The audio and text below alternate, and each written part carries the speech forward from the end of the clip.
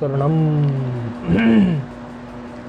हलंत pulling प्रकरण में विचार चल रहा है कि सिद्धि हम लोग पूर्व के पाठ में कर रहे थे और इदम का रूप सिद्ध करते हुए हम आभ्याम तक पहुंच गए थे। एक विशेष प्रकार का, हाँ, आभ्याम तक आ गए थे ना, तृतीय द्विवचन में, तृतीय द्विवचन के आभ्याम तक आ गए थे। एक बड़ा सुंदर सूत्र इसमें आया था, आद्यंतवद एकस्मिन। ये सूत्र ने कहा था कि ये जो आप ऐसा कह रहे हैं, क्योंकि वहां स्थिति क्या हुई थी, अकार धन भ्याम। अब अकार धन भ्याम की स्थिति में सुपिच सूत्र हमेशा यही कहता है कि अदंत अंग हो तो दीर्घ करो। राम धन व्याम की स्थिति में क्या था, अदंत अंग था। तो उन्होंने कहा ये कोई अदंत अंग तो है नहीं जी, और ये तो आपने अकार मात्र है।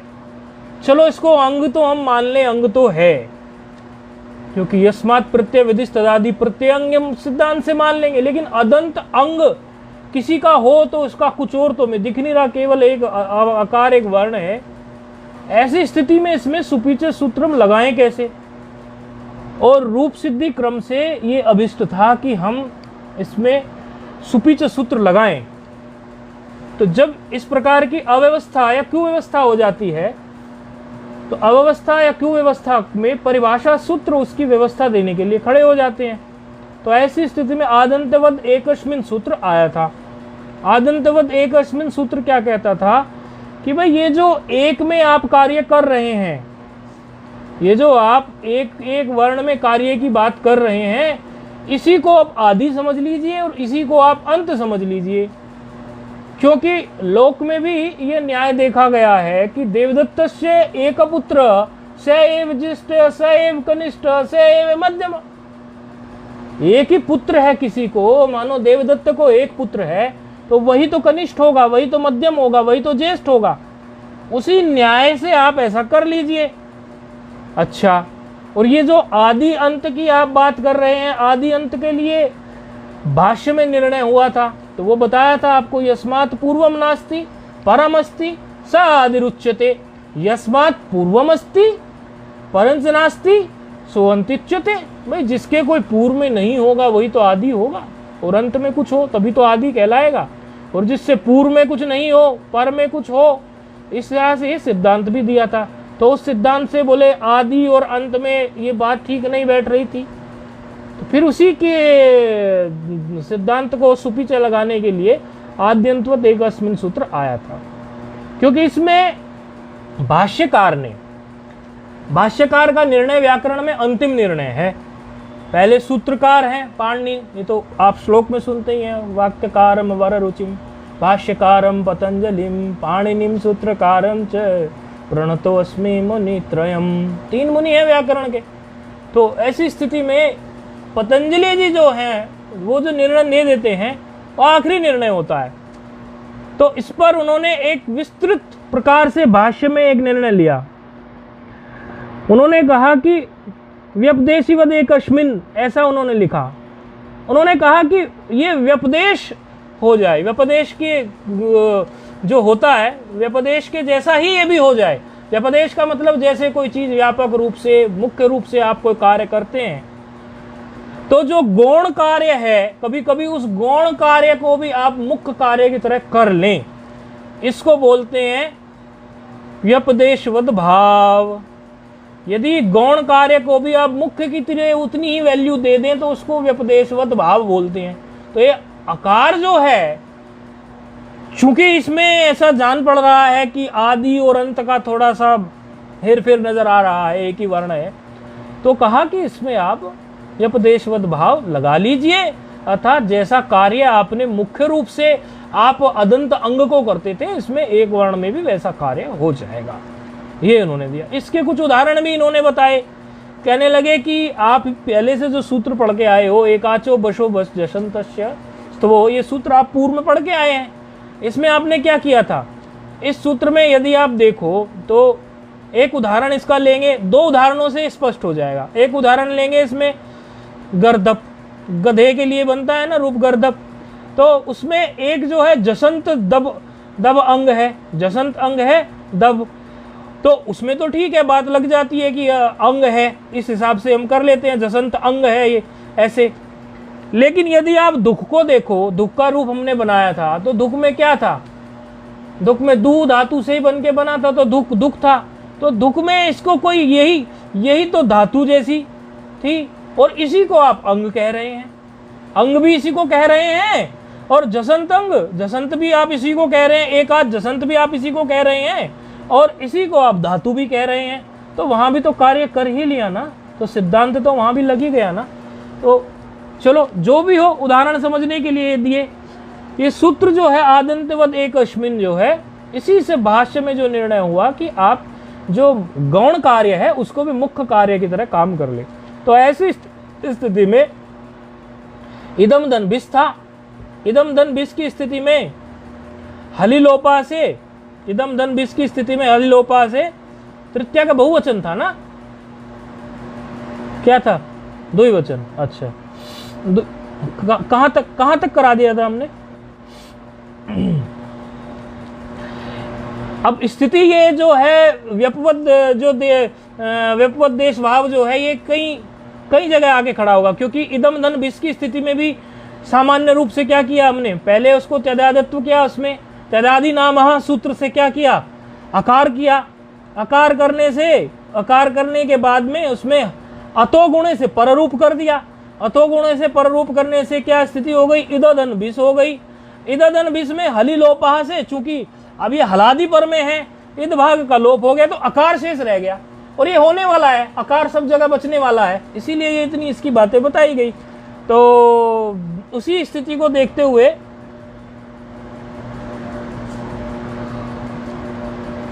आदन भ्याम से आगे बिस आ गया ना, हाँ, तो बिस की स्थिति आ गई अब, क्योंकि भ्याम की हमने सिद्ध कर ली, तो इदम धन बिस की स्थिति में भी वही स्थिति है, जैसी स्थिति इदम धन किसमें थी, भ्याम में थी ना। तो भ्याम में क्या हुआ, हाँ, इदम धन भ्याम में आकार हो गया था ना, तो वही स्थिति यहाँ पे है, बार बार वही आ रही है। चलो सूत्र की पुनरावृत्ति करने का ये लाभ हो गया। अब स्थिति बहुवचन में जाएंगे तृतीया के, तो स्थिति क्या है, इदम धन बिस, इदम धन बिस है। तो इदम धन बिस में भी वही सबसे पहले जो हमें सूत्र यहाँ पर प्राप्त होता है, त्यदादि नाम, त्यदादि नाम से क्या हो गया, मकार को अकार आदेश हो गया, अकार हो जाने से इद अकार धन बिस, इद के जो दकार उत्तरोत्तर अकार है और जो मकार के स्थान पर अकार आया है, इन दोनों के बीच में अतोगुणे सूत्र लग गया, अतोगुणे सूत्र से पररूप हो गया, इद मात्र शेष बच गया। फिर हमने ये देखा था कि यहां पर मैंने पीछे से जो सूत्र पढ़ के आए थे, उस सूत्र में क्या था, अजादि विभक्ति के होते कार्य होता था, और यहां पर क्या है, हलादि विभक्ति में हलिलोपहा हो जाता है, क्योंकि हल ये तो बिस जो है हल में आ गया ना, तो यहां पर क्या हो गया, हलिलोपहा से इद भाग का लोप हो गया। अच्छा, हलादि विभक्ति जो है ये आप वो जो हमने बताया आपको वो तो है ही, लेकिन उसके साथ साथ ये क्या करेंगे, जो यहाँ पर समझो आप गे में आएंगे, तो गे में गे को आदेश करके, एकार को आदेश करके फिर उसको भी हलादी बना देंगे, क्योंकि लोप करना अभिष्ट है, यहाँ पर लोप करना अभिष्ट है, अभी आएगा आगे रूप, घबराने की बात नहीं। तो अकार धन बिस बच गया, अब केवल समझ आ रहा है ना, पहले भी आया था ना, अकार धन बिस की स्थिति हो गई। तो अकार धन बिस की स्थिति में क्या हम वही कर सकते हैं, सूत्र जो हमें पूर्व में ही प्राप्त था, अतो बिस ऐस, इससे बिस को ऐस आदेश प्राप्त हो सकता है, प्राप्त है लगा सकते हैं, अतो बिस ऐस, क्योंकि प्राप्त तो है ही, लेकिन इसका निषेध करने के लिए सूत्र प्रस्तुत हो रहा है, ये नहीं कराया ना निषेध सूत्र अभी तक। अब इसका, हाँ, बिस को ऐस आदेश जो होने जा रहा था अतो बिस ऐस से, उसका निषेध करने के लिए निषेध सूत्र प्रकट हो रहा है। निद मद सोर को हो,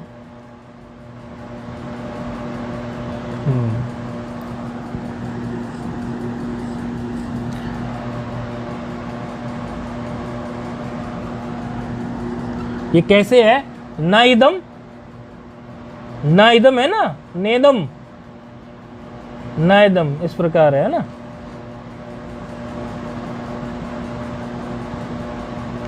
नेद मदसो अकोहो, ऐसे इसका उच्चारण है। नेद मदसो रकोहो, क्या है उच्चारण? नेद, नेद मद, मदसो, नेदो, नेद मदसो रकोहो, ऐसे इसका उच्चारण है।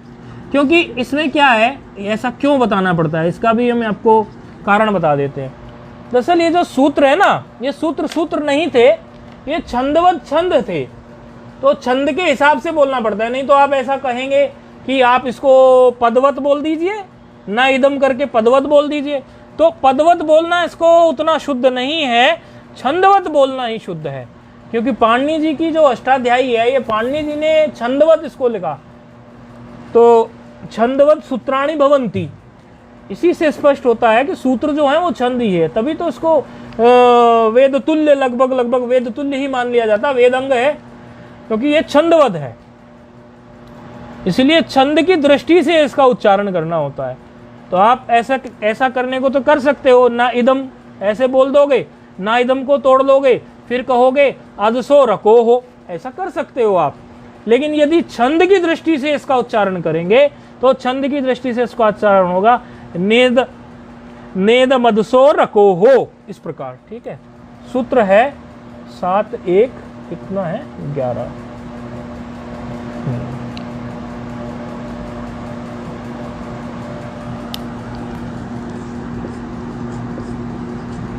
निषेध सूत्र है।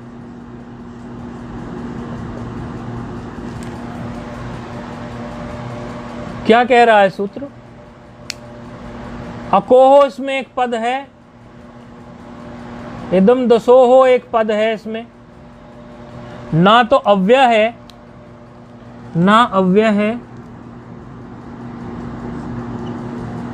और एक पद है इसमें क्या, इदम दसोहो, यहां तक ना अव्यय निकल गया, फिर इदम दसोहो ये निकल गया, इदम दसो, इदम दसोहो, षष्ठी द्विवचन का एक पद निकल गया इसमें से, इदम दसोहो, और एक पद इदम दसोहो हो गया, एक पद इसमें है अकोहो, अकोहो भी है ना षष्ठी द्विवचन का।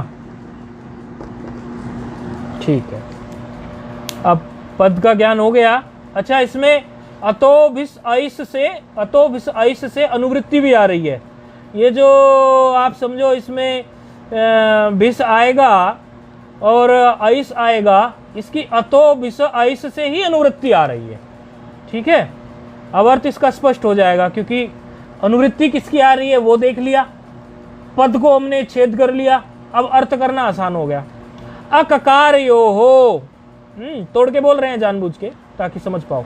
अककार यो हो, इदम अदसो हो, अककार यो हो, इदम अदसो हो, भिस ऐस न। क्या कह रहे हैं? अककार। देखो ये ककार रहित इदम की बात हमने आपको बताई पहले भी, ये स्पष्ट होगी आप लोगों को, क्योंकि अव्यय सर्वनामना अकच प्राक्टेय सूत्र से अकच प्रत्यय हो जाने के कारण इदम जो है वो ककार सहित बन जाता है। लेकिन ये हमेशा इदम के रूप सिद्धि में, ये सूत्र की वृत्ति में कहते हैं कि ककार रहित इदम की हम बात कर रहे हैं। ठीक है, तो यहां भी उन्होंने वही बोल दी। क्या कह रही है वृत्ति? ककार रहित इदम, और दूसरा शब्द क्या है? अदस। दो शब्दों के लिए सूत्र, ककार रहित इदम और अदस। इन शब्दों में यदि आपको भिस को ऐस करना प्राप्त है, किसमें? ककार रहित इदम में और अदस शब्द में यदि आपको भिस में ऐस करना प्राप्त है तो न करें। निषेध का तो काम ही होता है ना, न करें, मना करता है ना वो। तो जैसे पूर्व सवर्ण दीर्घ करने आया था राम के रूप की सिद्धि में, तो पूर्व सवर्ण दीर्घ करने के लिए कौन सूत्र आया था? याद है अभी या भूल गए?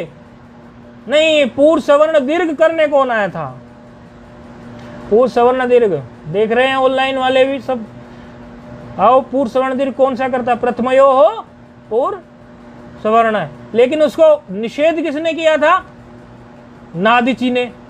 क्योंकि नादिति ने क्या कहा कि पूर्व सवर्ण दीर्घ ना हो, तो निषेध का ऐसा ही होता है, पूर्व में जो कार्य कहा गया है वो उसको काट देता है, मना कर देता है, ये निषेध सूत्र करता है। तो यहाँ भी इसने अभी जो हमें प्राप्त हो रहा था विष के स्थान पर आइस, उसको इसने काट दिया। तो स्थिति क्या है, अकार धन विष। अब यहाँ चूंकि सूत्र तो लग नहीं पा रहा हमें विष आइस का, तो क्या करेंगे, कोई बात नहीं, बहुवचने जल्येत तो प्राप्त है, तो बहुवचने जल्येत लगा दीजिए। बहुवचने जल्येत क्या करेगा, अकार को एत्व कर देगा, एकार आदेश कर देगा। एकार आदेश करने से क्या हो जाएगा, ए बिस हो जाएगा। अब ए बिस में क्या लगा देंगे, पूरे सूत्र कौन कौन से हैं, ससजुस रूहु, फिर विरामो अवसानम से अवसान संज्ञा, और खरावसानो विसर्जनीय से विसर्ग को रेफ हो गया ना, रेफ को अवसान संज्ञा होने, रेफ को विसर्ग, तो रूप क्या सिद्ध हो गया, ए भी। ठीक है, ये हो गया तृतीया बहुवचन। अच्छा, अब स्थिति क्या आ गई हमारी, चतुर्थी एक वचन में। अब चतुर्थी एक वचन में क्या आया हमें, यदि पूरी प्रक्रिया को हम देखें तो पूरी प्रक्रिया तो वही है, शुरू कहां से होगी, इदम धन गे में बचा ए। ठीक है, अब इदम से ईद बना दोगे, कैसे बना देंगे इदम से ईद, पहले त्यदादि नाम लगाएंगे, त्यदादि नाम से मकार को, ये जानबूझ के हम बार बार इसकी कर रहे हैं, समझो आपकी पुनरावृत्ति कराने के लिए बार बार उन्हीं सूत्रों का उच्चारण करा रहे हैं, क्योंकि व्याकरण क्या है, मस्तिष्क में पूर्व का संस्कार नहीं हो तो बैठती नहीं है, इसीलिए बार बार बोलने से वो उसके साथ जान पहचान ठीक हो जाती है। तो इदा हम इसको बना लेंगे वही पूरी प्रक्रिया से, तो फिर क्या रह जाएगा, इदम से ये इदा धन ए। हाँ, इदा धन ए की अवस्था में, अच्छा सर्वनाम संज्ञा है इसकी कि नहीं है इदम की, क्योंकि त्यदादि है, सर्वनाम संज्ञा है, सर्वादीनी सर्वनामानी से इसकी सर्वनाम संज्ञा है, तो सर्वादीनी सर्वनामानी से जब इसकी सर्वनाम संज्ञा है, तो सर्वनाम संज्ञा में चतुर्थी विभक्ति के एक वचन के लिए कोई सूत्र पढ़ा था, सर्वनामनः स्मयी। सर्वनामनः स्मयी क्या करता है, एकार को करेगा स्मयी आदेश कर देगा, क्या कर देगा, एकार को स्मयी आदेश। किससे हुआ, सर्वनामना, ये सर्वनाम संज्ञा किससे हुई, सर्वादीनी सर्वनामानी। डिस्प्ले करने वाले इसको भी कर लेंगे, सर्वनाम संज्ञा किससे हुई, डिस्प्ले करने वालों को थोड़ा लगता होगा कि काम बहुत हो गया है, लेकिन विद्यार्थियों को लाभ मिल जाए तो आपकी तो बड़ी भारी सेवा हो गई, आपने बहुत बड़ी सेवा कर दी। यदि विद्यार्थियों को लाभ मिलता है तो इससे अनुभव उनका अच्छा हो जाता है। तो सर्वादीनी सर्वनामानी को यहाँ डिस्प्ले कर देंगे, और सर्वनाम संज्ञा करने के बाद में सर्वनामनः स्मयी से क्या हुआ, एकार को स्मयी आदेश। तो एकार को स्मयी आदेश किससे हुआ, सर्वनामनः स्मयी से, वो भी डिस्प्ले कर देंगे। तो स्थिति हो गई इदा धन स्मयी। अब इदा धन स्मयी की स्थिति में आप देखिए, वैसे तो यदि आप विचार करोगे तो यहाँ पर दो सूत्र युगपत प्राप्त हो रहे थे, सर्वनामना स्मयी के साथ साथ में अनाप्यकः भी प्राप्त हो रहा था। अनाप्यकः क्या करता है, इद को अन आदेश करता है, वो एक ही साथ प्राप्त हो रहे थे दोनों के दोनों, लेकिन पर कार्य अन आदेश जो है वो है, हो सकता है पर कार्य की दृष्टि से आप कहोगे कि पर कार्य में अनाप्यका पर में है, अनाप्यका का जो नंबर है वो समझो हमारे सर्वनामना स्मयी से पर में है, तो विप्रतिषेधे परम कार्यम के लिए हम चल पड़ते हैं, विप्रतिषेधे पर कार्य कर देंगे। लेकिन इसमें एक बात और समझनी पड़ेगी, हाँ, सर्वनामना स्मयी जो है उससे पर में अनाप्यका है, तो उससे कर सकते थे, लेकिन उसके लिए ग्रंथकार ने एक परिभाषा दी, ग्रंथकार ने नहीं, परिभाषा का तो अलग है, परिभाषा इंदु शेखर अलग है। तो परिभाषा क्या कहती है? परिभाषा कहती है, ये परिभाषा शायद पहले आई नहीं है आपके सामने, इसलिए थोड़ा लिख रहे हैं और डिस्प्ले भी हो जाएगी, ये शायद पहले आई नहीं है। पूर्व पर, ये हमने सर्वनामना स्मयी से ही क्यों कार्य करवाया? हालांकि सर्वनामना स्मयी से पर में अनाप्यकः सूत्र था, लेकिन कार्य हमने किससे करवाया? सर्वनामना स्मयी से। अच्छा, एक चीज और आप समझ लो, पाणिनि जी जब यहाँ पर मुनित्रय इस बात को करते हैं कि विप्रतिषेधे परम कार्यम, कहीं कहीं आप कहोगे कि विप्रतिषेधे परम कार्यम, कहीं कहीं वही विप्रतिषेधे अपरम कार्यम। तो इसको परम और अपरम की जगह आप विप्रतिषेधे इष्टम कार्यम समझ लो, जो इष्ट हो वही कार्य करेंगे। तो प्रसंगवशात ये भी बात आ गई थी। यहां पर लेकिन एक परिभाषा प्रवृत्त होगी, वो परिभाषा है पूर्व पर नित्य अंतरंग। पूर्व पर नित्य, पूर्व पर नित्य अंतरंग, पूर्व पर नित्य अंतरंग,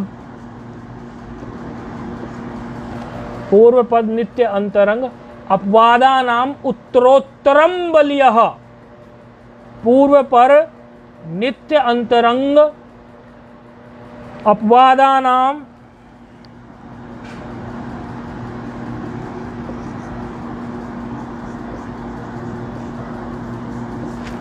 अपवादानाम उत्तरोत्तर, ये डिस्प्ले करा देंगे वहां पर भी, उत्तरोत्तर, उत्तरोत्तरम। इसका जो YouTube वीडियो आप लोग जो सेवा करते हैं अपलोड करेंगे, जो भी सेवा करते हैं, इसको ये परिभाषा अवश्य कर देना, क्योंकि ये पहले आई नहीं है। बलियः वैसे हमने बोर्ड पर भी लिख दी, क्योंकि कुछ लोग तो फेसबुक से देखकर YouTube का चैनल पे पहुंचते नहीं होंगे ना, इसीलिए। लेकिन फिर भी जो देखते होंगे उनके लिए पूर्व पर नित्य अंतरंग अपवादानाम उत्तरोत्तरम बलियः, इसका सीधा सीधा अर्थ है, भारी भरकम लग रही है देखने में लेकिन बड़ी आसान है। पूर्व से पर, पर से नित्य, नित्य से अंतरंग, अंतरंग से अपवाद, इस तरह उत्तर उत्तर देखना पड़ेगा हमें। यदि पूर्व है और उत्तर में कोई पर है तो पर को लगाओ सूत्र को, और पर से भी यदि पर सूत्र है तो, और पर और नित्य दो सूत्र हैं तो नित्य सूत्र को लगाओ। अब ये नित्य सूत्र किसको बोलेंगे? ये यहां पर एक बात आ गई, ऐसा सूत्र नित्य सूत्र कहलाता है जो, देखो नित्य शब्द ही ऐसा है, आप लोग वेदांत भी पढ़ते हैं तो नित्य शब्द तो सदा रहने वाले को बोलते हैं ना, जिसको कोई और सूत्र लगा देने के बाद भी कार्य करने में कोई कठिनाई ना आए, वो तभी भी उपलब्ध हो। यदि आप यहां पर समझो अनाप्यकः से कार्य कर देते, अनाप्यकः क्या करता? अनाप्यकः से आप क्या करते? लोप करते, क्या करते? इद को अनादेश करते, इद के स्थान पर अन करते, अन और दकार उत्तरोत्तर अकार बच जाता, अन और अकार मिलके अना हो जाता, अनाह धन स्थिति क्या हो जाती? अनाधन ए, ये तो है ही, अनाधन ए हो जाती। अब अनाधन ए में, अनाधन ए में भी सर्वनामना स्मयी लग जाता।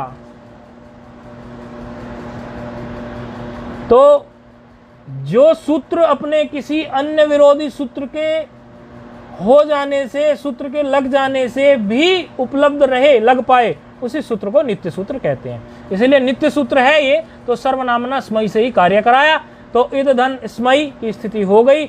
अब चूंकि यहां फिर से हल बन गया, ये ए में तो समझो ये आजादी था, लेकिन अब ये हलादी हो गया, तो हल हो गया, तो हल की स्थिति में सूत्र कौन सा लग गया? हली लोपहा। हली लोपहा से फिर से इद भाग का लोप हो गया, इद भाग का लोप होने से अकार मात्र शेष बच गया, इद दकार उत्तरोत्तर जो अकार था, और फिर से जो है अकार शेष बच जाने से क्या होगा?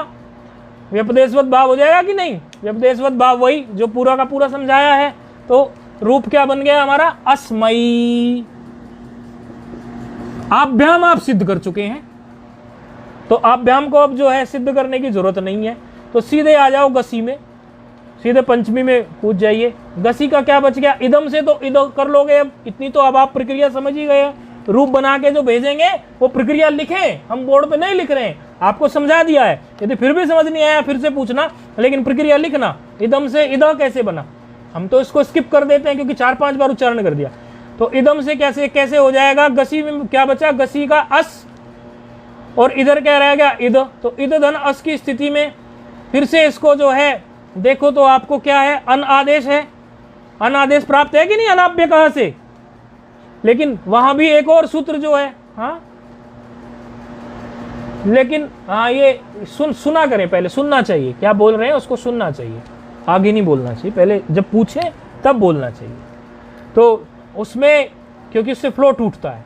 इद धन अस में, इद धन अस की स्थिति में यदि कोई दिक्कत हो तो पूछना चाहिए, लेकिन दिक्कत नहीं है तो सजेस्ट नहीं करना चाहिए। यदि हम कोई उच्चारण में गलती कर गए या कोई बात हमसे विस्मृत हो गई फिर तो अवश्य टोक देना चाहिए, अन्यथा नहीं टोकना चाहिए, पहले सुनना चाहिए। तो इद धन अस की स्थिति में हमें क्या प्राप्त हो गया, अनाप्य कहा। लेकिन उसको बाध करके अनाप्य कहा को हमने कार्य किससे करा लिया, गसी गयो स्मात स्मिनौ से, गसी गयो स्मात स्मिनौ से फिर से क्या हो जाएगा, इसको स्मात आदेश हो जाएगा। तो स्मात आदेश कर दो, स्मात आदेश करने से क्या हो गया, अस्मात, रूप क्या बन गया, अस्मात। समझ में तो आ गया ना, अस्मात रूप बन गया, ठीक। फिर अगला रूप गस का, इदम धन अस, उसी स्थिति में इद धन अस, इद धन अस की स्थिति में यहां पर भी उसी तरह हमने कार्य करा लिया, नित्य सूत्रों से कार्य करा रहे हैं, ध्यान रखो सिद्धांत वही लगा रहे हैं, पूर्व पर नित्य अंतरंग अपवादा नाम उत्तरोत्तरम बलियः, उसी सिद्धांत से चल रहे हैं, उसी परिभाषा से नित्य सूत्र जो हैं उनको लगा रहे हैं। गसी की स्मात स्मिनौ भी नित्य सूत्र का, नित्य सूत्र की तरह से कार्य कर रहा था, इसीलिए कार्य उसी से करा लिया। अब यहाँ इद धन अस की स्थिति जो है षष्ठी की, उसमें भी नित्य सूत्र की तरह, नित्य का आपको बता ही दिया हमने, जो सूत्र जो है सदैव प्रस्तुत रहता है अन्य कार्य होने के बाद भी, विरोधी सूत्र के द्वारा कार्य होने के बाद भी। ऐसी स्थिति में इद धन अस की स्थिति में क्या कर लेंगे, टागसी गसाम इनाच शाह, टागसी गसाम इनाच शाह क्या कर देगा, इसको से आदेश कर देगा। से आदेश करने पर फिर से इद से पर में से हो गया, इद से पर में जब से हो गया तो से की स्थिति में फिर से हम अलिलोपहा से लोप कर सकते हैं, और लोप करने से क्या हो गया, इद का आकार मात्र शेष रह गया, तो क्या बन गया, रूप अश्य। समझ आ गया ना, ये भी रूप क्या बन गया षष्ठी का, षष्ठी एक वचन अश्य, पंचमी एक वचन क्या बना था, अस्मात। इस तरह से इदम धन, फिर स्थिति क्या आ गई, ओस। इदम धन ओस की स्थिति में उसी तरह से अनाप्य का लगाएंगे, अनादेश को बात करेगा, ओसी च एत्व कर देगा। ओसी च एत्व किसको करेगा, ये बताओ, ये पूछ रहे हम। इदम धन ओस की स्थिति में इद धन ओस हो गया, अनाप्य कैसे, अनादेश का बाद हो गया, ओसी च एत्व कर दिया, ओसी च एत्व करके क्या करेगा,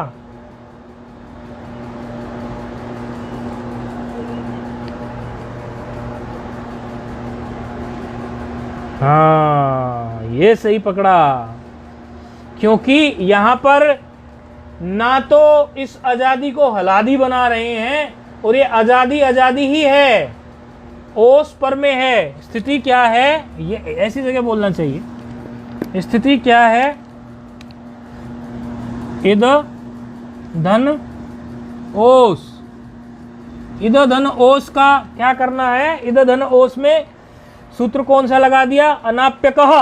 अनाप्यकः ने क्या किया, इद को अनादेश कर दिया, अन आदेश करने से क्या हो गया, अन हो गया, क्योंकि आकार मिल गया ना, दकार उत्तराकार तो बच गया था, इद का ही लोप हुआ।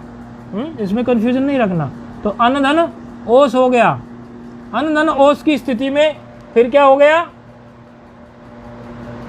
ओसी च क्या करेगा, एकार, एकार कहां होगा, तो क्या हो गया, अनेधन ओस। अनेधन ओस की स्थिति में कौन सूत्र प्रस्तुत हो गया, अनेधन ओस की स्थिति में एचो या वह क्या करेगा, एकार को आय आदेश, एकार को क्या कर देगा, आय आदेश, और आय आदेश करने के बाद में मिला दोगे, क्या हो जाएगा, अन्यो हो, क्योंकि अन्योस होगा फिर से अन्यो हो गया, तो रूप ये भी सिद्ध हो गया। तो इदम धन आम की स्थिति, इदम धन आम की स्थिति में फिर वही से इद धन आम हो गया। इद धन आम की स्थिति में सूत्र प्राप्त है, यहाँ पर इद धन आम की स्थिति में कौन सा सूत्र प्राप्त है, पहले आप जो है इसमें क्या कर लीजिए, परत्व इत्यादि करके इसको इद बना लो। फिर नित्य सूत्र क्या है, आमी सर्वनामनः सुट, क्या हो जाएगा, सुट का आगम। देखो ये बन गया, ये बना दिया। क्या बना दिया? ये हलादी। आम से सुट का आगम कर दिया ना, आम को सुट का आगम हो गया तो साम हो गया। साम होने से ये इसमें हली लोपहा लग जाएगा। हली लोपहा से क्या हो जाएगा? इद भाव का लोप। तो क्या रह जाएगा? अकार। अकार धन साम। अकार धन साम की स्थिति में क्या लगाओगे? बहुवचने जल्लेत। अकार को क्या बना देगा बहुवचने जल्लेत? एकार। समझ आ रहा होगा सबको? अकार को क्या बना देगा? एकार। तो क्या हो जाएगा? एसाम। एसाम होने के बाद में स्थिति क्या हो जाएगी? एसाम। एसाम के बाद में क्या लगा दोगे? आदेश प्रत्ययो हो। तो क्या हो जाएगा? एशाम। इस प्रकार ये रूप जो है सभी सिद्ध। हाँ, गी का रह गया। इदम धन गी की स्थिति, इद धन ई हो गया। इसमें किसी की स्मार्ट स्मिन हो लगा दो, सर्वनाम संज्ञा है क्योंकि, तो स्मिन आदेश हो गया। स्मिन आदेश हो जाने से फिर से इद भाव का लोप करना पड़ेगा क्योंकि फिर से वो सकार आ गया। स्मिन का सकार है तो हल है, तो हली लोपा से लोप कर दो। अकार रह गया तो अकार धन क्या हो गया? अकार धन स्मिन। तो अकार धन स्मिन की स्थिति में मिला दो, क्या हो गया? अस्मिन। और इदम धन फिर क्या बच गया? अन्यो सिद्ध हो गया। इदम धन सुप। सुप की स्थिति तो पहले ही हमारी लोप करने वाली है, तो अकार धन सुप। सुप का बचा सु, अकार धन सुप। ऐसा आगे समझ आ रहा है ना? तो ये अकार धन सुप का बच गया सु, तो अकार धन सु। अकार धन सु की स्थिति में क्या कर दो आप? इसमें अकार धन पे क्या सूत्र प्राप्त होता था अकार धन की स्थिति में? सु को एकार करने के लिए सुपिच क्या कर दिया उसने? एकार आदेश कर दिया, वो मिला दिया। एकार आदेश होने के बाद आदेश प्रत्यय लग गया, तो रूप क्या सिद्ध हो गया? एषु। तो इस प्रकार ये इदम की प्रक्रिया पूरी हो गई। उच्चारण कर लेंगे। अयम इमौ इमे, इमम इमौ इमान, अनेन आभ्याम एभिः, अस्मै आभ्याम एभ्यः, अस्मात् आभ्याम एभ्यः, अस्य अन्योः एषाम्, अस्मिन् अन्योः एषु। संबोधनम नास्ति, संबोधन होता नहीं है इसमें। तो ये इदम का रूप। थोड़े इसमें सूत्र, कई सारे सूत्र थे, थोड़े नहीं कई सारे सूत्र थे और विचारणीय विषय था। तो युष्मद अस्वद में भी ऐसे आगे आता है, कई जगह थोड़ा विचारणीय विषय होता है तो उसको देखना होता है। ठीक है, अब एक विशेष बात बताने जा रहे हैं, बड़ा आपको आनंद आएगा। विशेष बात क्या है कि आगे का सूत्र जो है आपको ये कहेगा कि अन्वादेश कर दो। आगे का जो सूत्र है अभी प्रकट हो रहा है, उसमें बड़ी सुंदर बात आने वाली है। सूत्र आ रहा है द्वित्याटौष्वेनः,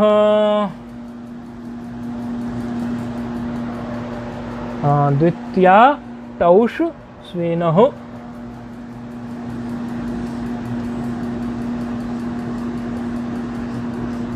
जब तक हम ये सूत्र लिख रहे हैं, जो भी ऑनलाइन है, जो भी जैसे है, इसको जरा तोड़े। पूर्व की पड़ी हुई संधियों के अनुसार ये सूत्र कैसे टूटेगा, कैसे विच्छेद होगा, इसका संधि विच्छेद करें।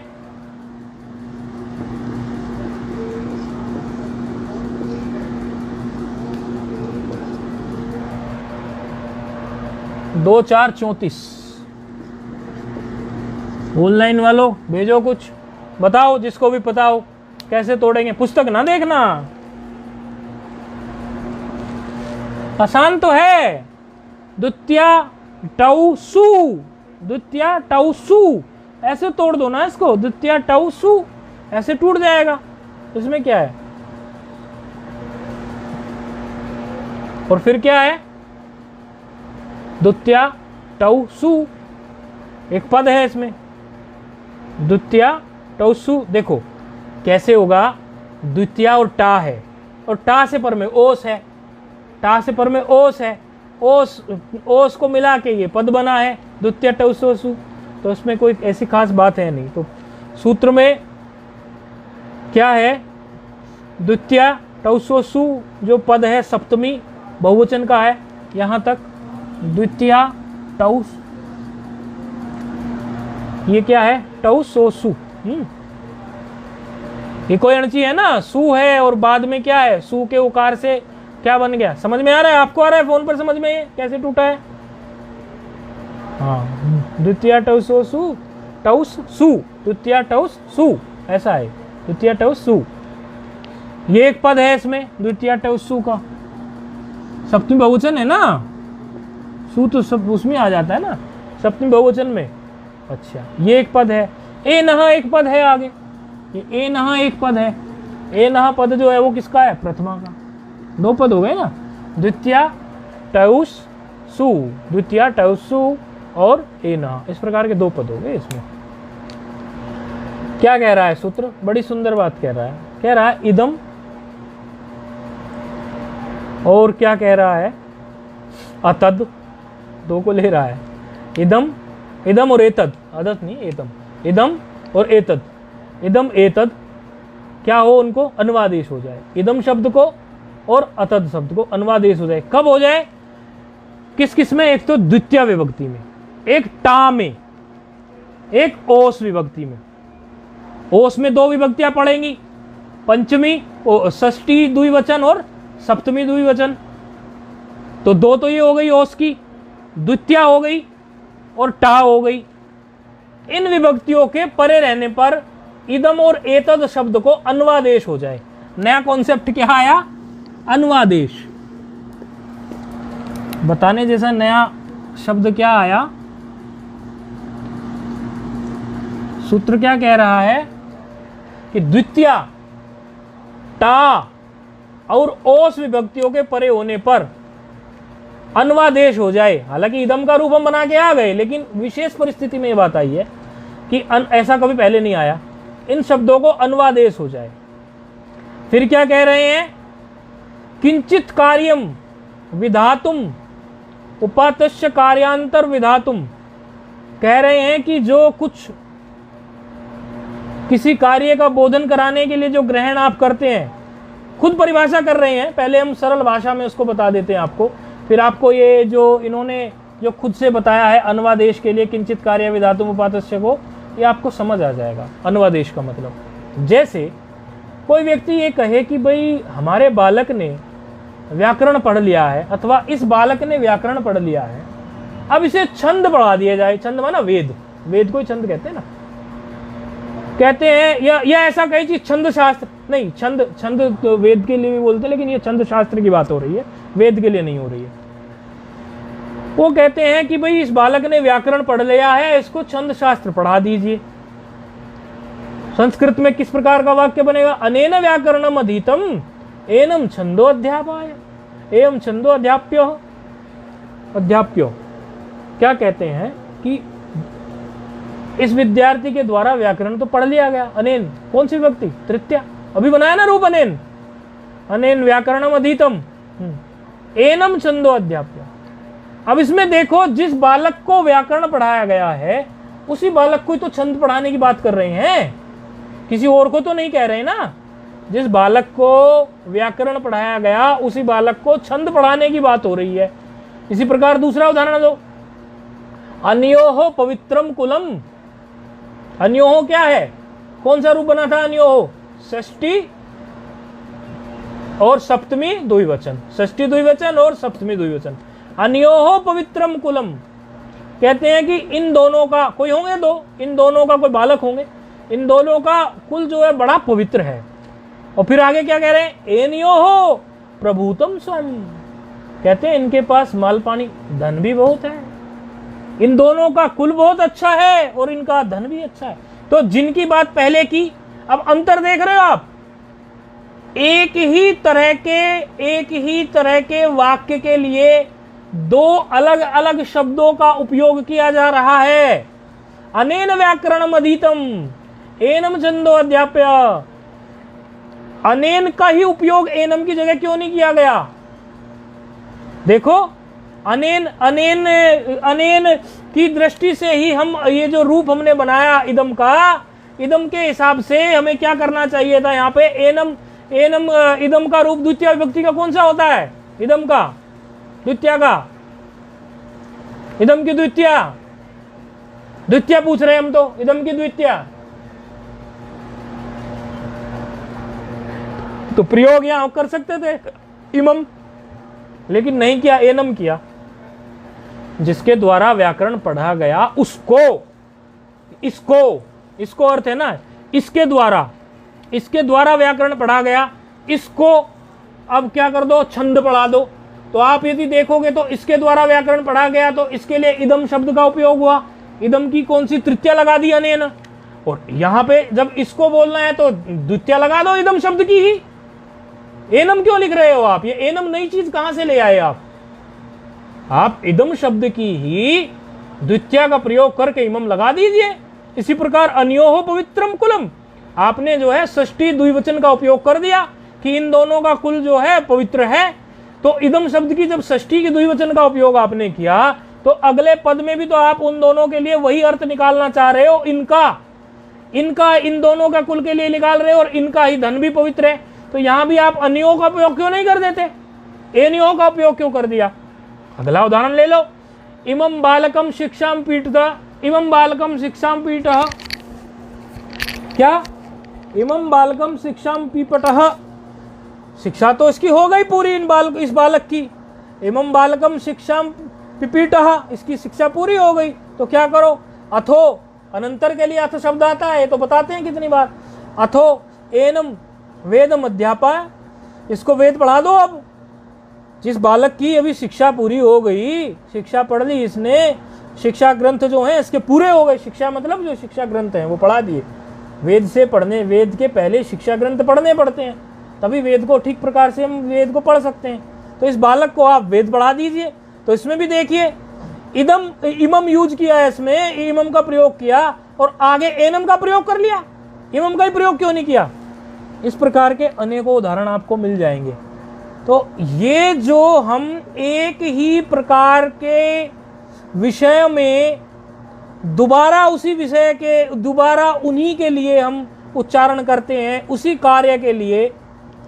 पहली बार तो कोई कार्य अज्ञात होता है, लेकिन दूसरी बार जब उस कार्य का ग्रहण का उसी के लिए ग्रहण किया जाता है तो अब तो वो अज्ञात नहीं बचा।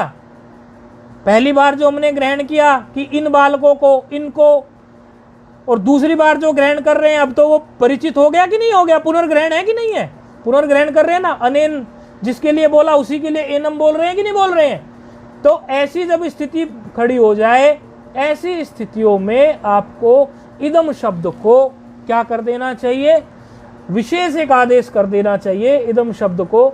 वही ये सूत्र करा रहा है, अन्वादेश उसको कहते हैं।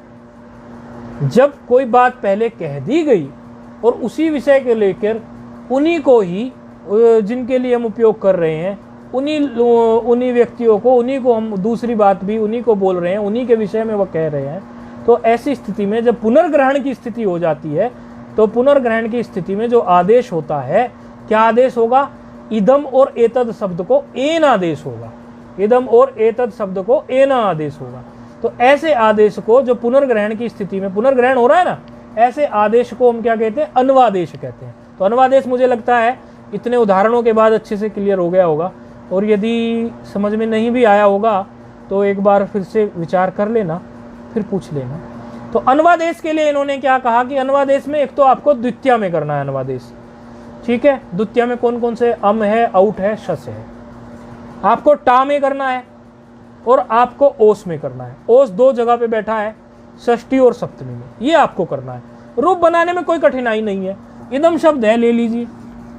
और केवल इसका प्रयोग वही होना है जहां पुनर्ग्रहण हो, अर्थात जब भी आपको कोई ऐसा वाक्य मिले पुनर्ग्रहण का, देखना वहीं इसका उपयोग मिलेगा।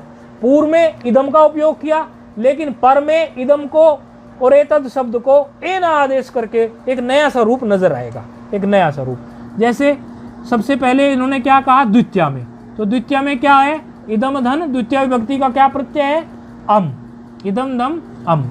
अच्छा, इदम धन अम की स्थिति में इदम शब्द को क्या करा दिया इन्होंने, एन आदेश, सीधे एन बैठा दो उसकी जगह पे, अनेकल है, सीधे कर दो आदेश एन। तो एन धन अम हो गया। एन धन अम की स्थिति में क्या करना है, लगा दीजिए सामान्य सूत्र जो आप पढ़ के आए अभी पूर्व, तो क्या हो गया, एनम। तो कोई खास मेहनत इसमें होनी नहीं है, बस इस बात को समझने में थोड़ा विस्तार लगा है, बाकी तो कुछ नहीं है। फिर क्या होगा, इसी में द्वितीया में इदम धन आउट, एन आदेश हो जाएगा तो एन धन औ, औट का टकार तो हलंतम, अदर्शनम लोपा तस्य लोपास, अनुबंध लोप हो गया। तो क्या हो जाएगा, एनन एनऊ, इदम धन शस, शस में से क्या रह गया, अस, इदम को क्या आदेश हो गया, एन, तो एन धन अस, ऐसे में क्या हो गया, एनान, इदम धन टा, टा को क्या इदम को क्या आदेश हुआ है, एन, एन की जगह एन धन आ, क्या हो गया, एन धन आ की स्थिति में आपको जो पूर्व में सूत्र प्राप्त था, टागसी के साथ नहीं, एन एन, हाँ टागसी के साथ इनाचाही तो है, इन आदेश करेगा, तो इन आदेश कर दीजिए। इन आदेश करने के बाद में आध गुणा लगा दीजिए, एन न हो गया। इसी तरह से इदम धन ओस की स्थिति में एन यो हो गया। तो सर्वत्र जो है एन आदेश ही करना है। सर्वत्र का मतलब इन तीन स्थान में, द्वितीया में, टा में और ओस में। सर्वत्र का मतलब 21 के 21 जगह रूप नहीं बना देना। तो इसके अनेकों उदाहरण आपको प्राप्त हो जाएंगे। इमं विद्धि हरेर भक्तम विद्वयथेनम शिवार्चकम, ये देखो इसमें से विद्वयथेन ऐसे है ना, एनम निकलेगा इसमें से ये, विद्वयथेन मतलब अथेन क्या, शिवार्चकम, इमौ ईमान, इमौ ईमान वित्त शैवान, एना वेनास्तु वैष्णवान। ये अन्वादेश के उदाहरण हैं, इस सूत्र के अन्वादेश के उदाहरण हैं। डिस्प्ले करने वाले डिस्प्ले कर देंगे। ये अन्वादेश के जो श्लोक हैं, 2 श्लोक हैं अन्वादेश के। इमम विद्धि हरेर भक्ता विद्याथेन शिवार्चकम, इमाम इमान वित्त शैवान, शैवान, एना वेनास्तु वैष्णवान। ये उदाहरण है इसी के। आप इन उदाहरणों को ठीक से देखेंगे, पदों को तोड़ेंगे तो आपको समझ में आ जाएगा। अगला उदाहरण है इसी सूत्र का, अनेन पूजितः कृष्णो अथैनेन गिरिशोर्चितः। पहले कृष्ण को पूजा किया, बाद में गिरीश भगवान को पूजा किया, ऐसे। और दोनों में प्रयोग देखो, पहले अनेन का प्रयोग कर लिया, अनेन पूजितः, और कृष्ण अथ, और यहाँ क्या कर लिया, एनेना। समझ में आ रहा है, अनेन पूजितः पहले क्या है प्रयोग, एक बोर्ड पे लिख दें हम थोड़ा, क्योंकि जो पढ़ते हो वैसे देखते होंगे उनको भी ये श्लोक प्रसिद्ध है। देखो प्रयोग, अन्वादेश का प्रयोग, इसी सूत्र का प्रयोग है। अनेन पूजितः, पहले अनेन का प्रयोग कर लिया, देखो अर्थात इदम का प्रयोग हुआ। फिर क्या है, अरे ये भी ढीली पड़ गई, कृष्णो अथाई, इसमें से निकल जाएगा एनेन।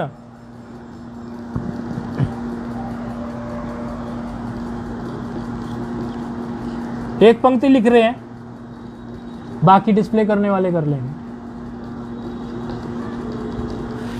पहली पंक्ति में देखो अनेन क्या है, इदम का प्रयोग है। इदम की क्या है, तृतीया एक वचन है।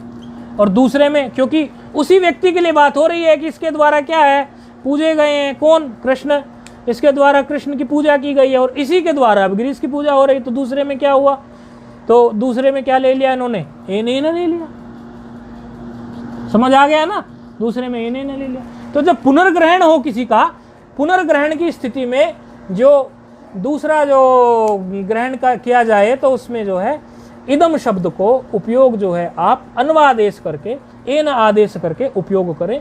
ये इस सूत्र जो है बता रहा है। इसके कई सारे उदाहरण आपको अनेकों जगह पर मिल जाएंगे, तो उस पर थोड़ा विचार कर लेंगे तो ये पक्का हो जाएगा। चलो आज इतने रखते हैं, इन सूत्रों पर विचार कर लेना और ये उदाहरण इत्यादि देख लेना।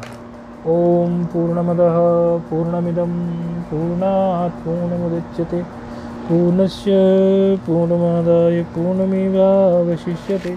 ओम शांति शांति शांति।